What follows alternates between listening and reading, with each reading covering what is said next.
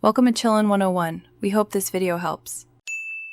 You begin by confirming the essentials. You have Azure Latch installed and you're signed in. Next, export or copy your current keybinds so you can revert if needed. Once done, open Settings and navigate to Controls to reach the key mapping editor. You're now in the right place to change bindings. Make sure to use an admin-level account if prompts appear. This first step prevents mistakes and keeps options to restore your original layout. You'll now change the bindings themselves. Pick the action you want to modify, click the existing key assignment, and press the new key or combination. Remember to include modifiers like Shift, Control, or Alt when you need layered shortcuts, and test each immediately. If the app supports conflict warnings, resolve overlaps as they appear.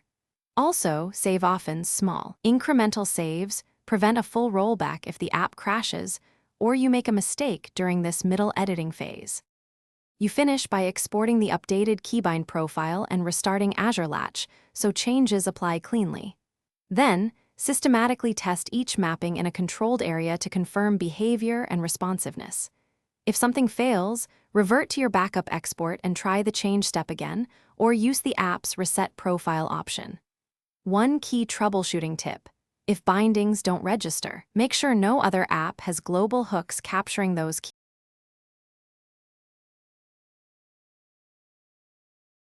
Thanks for watching.